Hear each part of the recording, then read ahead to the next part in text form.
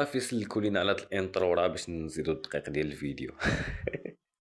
كاينين شي بلايص في هاد الدنيا اللي الناس كاملين كيهربوا منهم، ماشي حيت سمعوا شي قصص غريبة عليهم، ولكن حيت شي ناس جربوا وشافوا بعينيهم وما رجعوش يقولوا شنو وقع في هذيك البلاصة.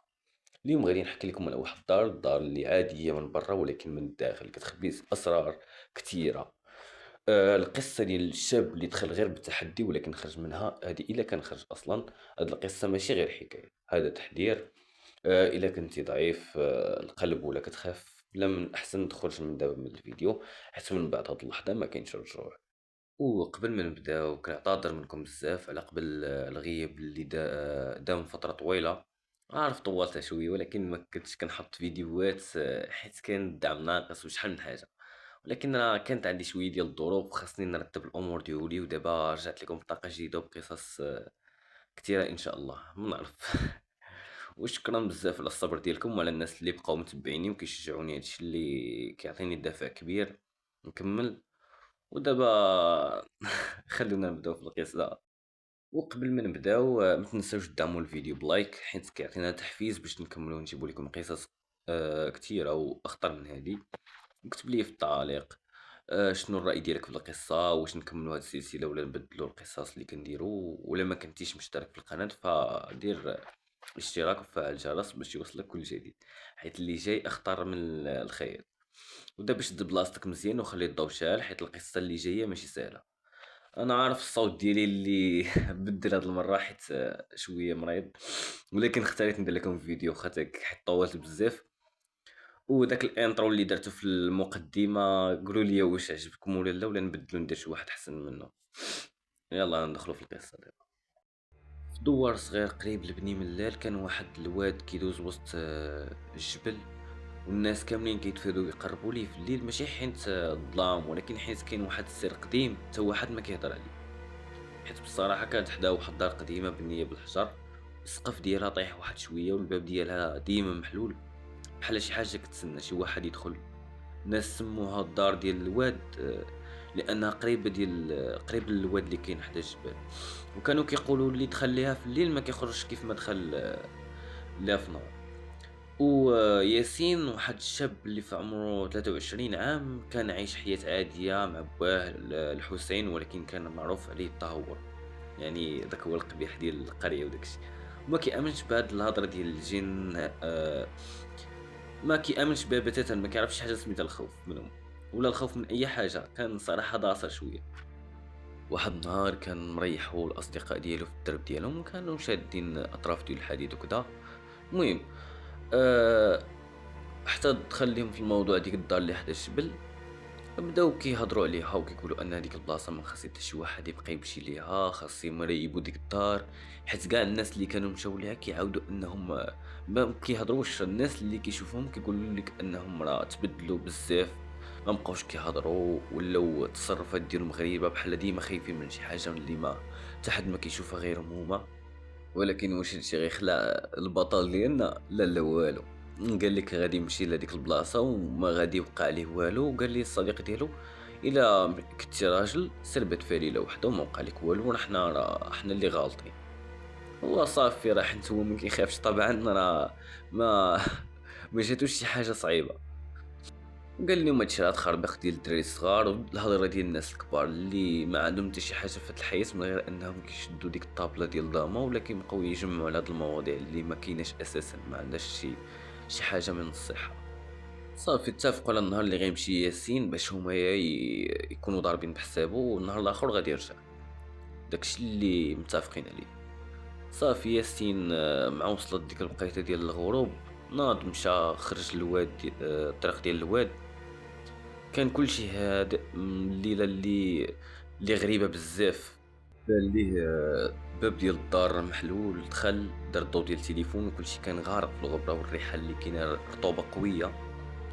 ولكن قال لي غير الدار مهجورة وحتى شي واحد ما بقى كيقرب لها، داكشي علاش فيها هاد الريحة بحال هكاك. وريح في واحد البلاصة بدا كيتفرج في التليفون، دازت واحد شوية ديال الوقت وكلشي ما تبدل حتى شي حاجة. شويه وهي تسمع واحد الصوت خفيف بحال شي حاجه كتحك في الحيط. وقف وشاف ما كاين حتى شي واحد، حتى حاجه ما كاينه، حتى شي حيوان والو.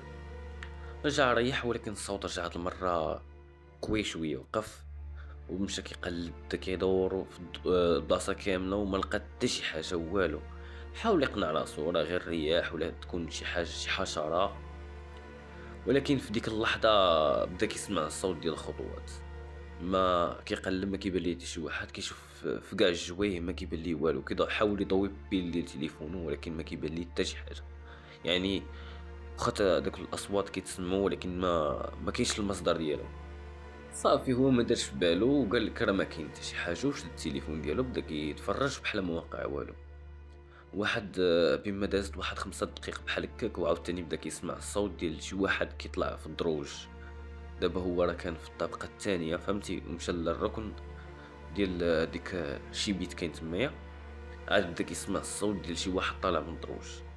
مشى يطل ما لقى حتى شي واحد قال كيفاش ما فهمتش.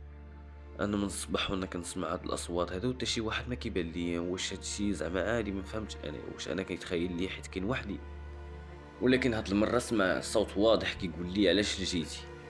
مع ضرب الزلوه باش يعرف منين جا هاد المصدر ديال الصوت، وفجاه كيسمع ثاني الصوت ديال شي واحد كان داخل الباب، يعني شي واحد دخل وسط الباب من وراه. تخلع، حاول يعرف شكون اللي حل الباب ولكن الصوت ما بقاش، يعني واحد الهدوء اللي ولا غريب، ولكن كاين واحد الإحساس أنه ما كاينش وحده في الدار. الضوء طفى والظلام عمّر الدار كاملة، وفي داك الظلام حس بشي واحد قريب ليه يعني بزاف، حتى النفس ديالو كيسمع شي همسات اللي ما مفهوماش، ما كيحاول يفهم الهضرة اللي كتقال ولكن لمسات اللي كيتقالوا بواحد الصوت اللي غليظ شوية وما كيتفهمش. ياسين في ديك اللحظة جا في بالو واحد الرمز كان مرسوم في الحيط وكان مسحو بيديه قبل ما يدخل ديك الدار، وبدا كيشك انه دار شي حاجه اللي تكون متعلقه بداك الجن، واخا تا هو ما كانش كيامن بهم ولكن فجاه ولا كيامن بهم على قبل هادشي اللي كان بدا كيعيش فيه. وهاد الاصوات والضوء كيطفى والباب اللي تسد، بدا كيسمع في داكشي كامل اللي وقع ليه وبدا كيفكر مزيان وكيقول هادشي اللي كانوا كيقولوا صحابي راه بصح، انا كنت هبيل وما عرفتش ان هادشي راه كاين بصح ومذكور في القران وخاصني نبقى نفكر 100 مره. في وسط داك التفكير كامل وديك الافكار اللي كتجيه، واحد الايد اللي تحطت ليه بارده على كتفو. من كثرة الخوف ديالو زلق وبدا كيزحف، ما بقاش قد يمشي على رجليه كيحاول يهرب ولكن رجليه ما بقاوش باغيين يوقفوا من كثرة الخوف اللي وصل ليه. وبدا كيسمع واحد الضحك اللي كل خطرة كيتزاد، كيتسمع على الجهد، ضحكات اللي ماشي ديال واحد ولا جوج، ديال بزاف ديال الناس اللي كيضحكوا مجموعين. الجوايه ديال الدار كاملة كيتسمع فيهم داك الضحك اللي كان كيخلع بزاف، اللي كل ضحكة كتخلعك كتر من الآخرى. في ديك اللحظة آآ حاول أنه يدير شي حاجة، حاول أنه يوقف وشد في الحيط وحس بشي حاجة قدامه فهمتي، ناض هز التليفون وحاول يشعلو حتى تشعل ليه ودار بيل قدامه حتى كيلقى واحد الوجه اللي كيخلع، اللي ماشي ديال بنادم، عينيه حمرين ووجهه غريب بزاف بحال تقول هو عنده العينين والنيف والفم وكل شيء ولكن بحال ما عندوش.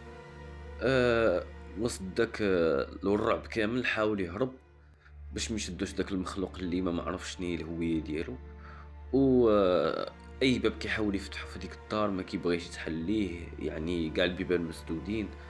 وبدا كيسمع الضحكات انه قال ليه ياسين واش كيسحاب لك دخل الحمام بحال خروجو. ومن كثرة الرعب ديالو بدا كيحاول يهرب ما لقى حتى شي مخرج وكيقول ليه داك الصوت وراه ما غاديش تخرج بلا ما تعذب راسك، راه البيبان كلهم مسدودين وما كاينش شي باب اللي تقدر تحلو وتهرب منه، دخولك لهاد الدار غادي تخلص الثمن غالي. طاح ياسين على ركبو بدا كيبكي ويطلب السماح وقال لي ما كنتش عارف ولكن الصوت جاوب دابا عاد عرفتي، ولكن انت فات الفوت الوقت. وفي ديك اللحظة بداو كينبحوا الكلاب بواحد الطريقة اللي غريبة والناس حسوا بشي حاجة اللي ماشي طبيعية وغريبة في ديك البلاصة اللي حدا الدار، ولكن حتى شي واحد ما قدر يقرب تيدوز الليل كامل حيت ما يمكنش يدوزوا لهاديك البلاصة وهما عارفين ديك القصص اللي كيدوروا بيناتهم عليها. دازت الليلة كاملة وطلعت الشمس صافي، يعني فات الوقت ديال هاديك التحدي اللي دايرين صحاب ياسين. دخلوا ياسين، دخلوا للدار يشوفوا واش فين كاين ياسين، اش واقع ليه.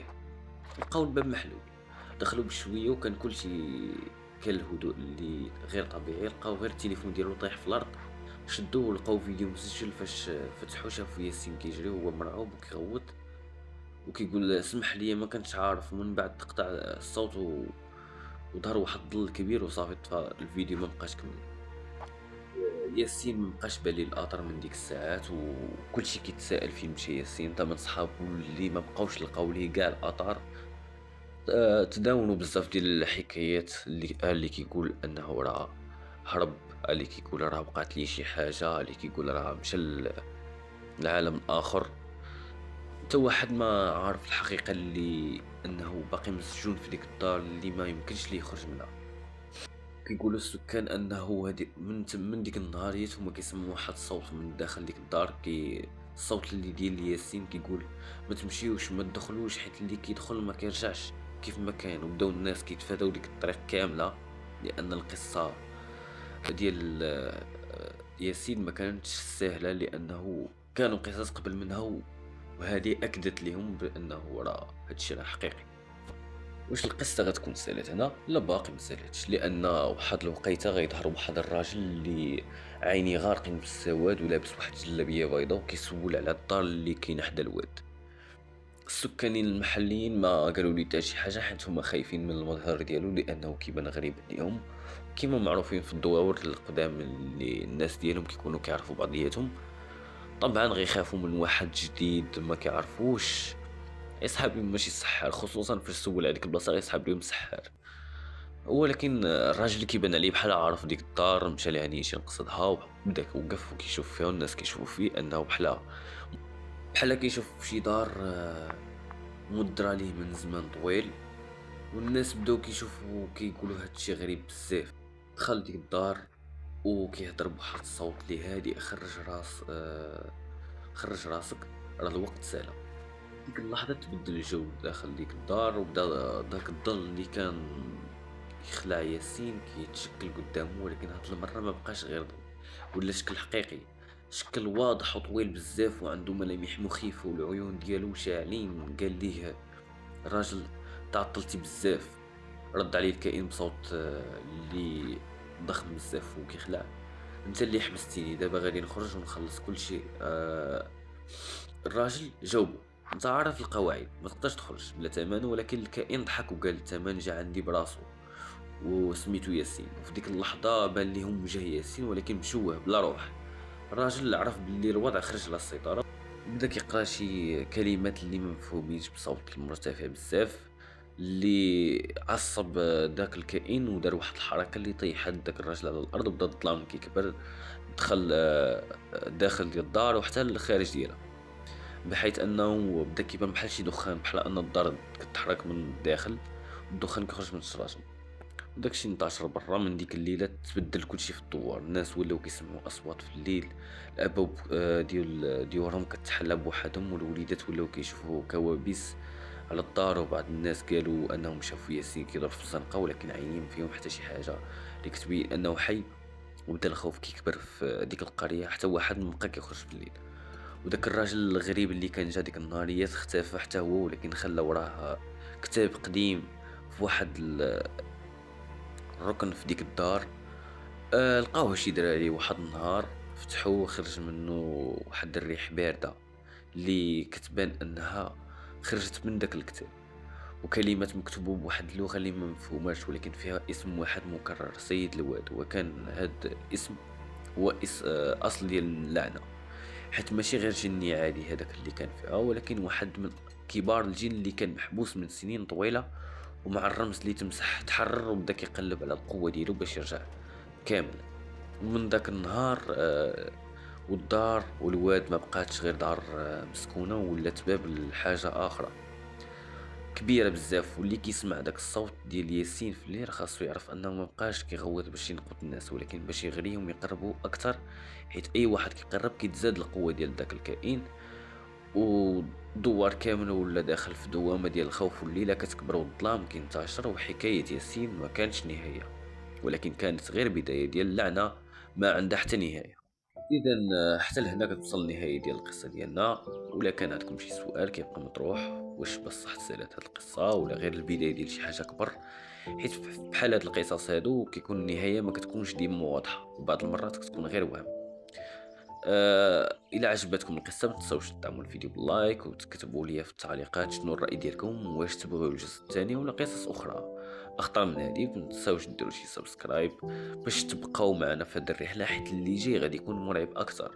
وواخا تكون غير قصة ما تنساوش كاينين حوايج حسن ليك ما تقربش ليهم. هذه هي العبرة ديال هاد القصة. وتصبحوا على خير إلى قدرت الناس.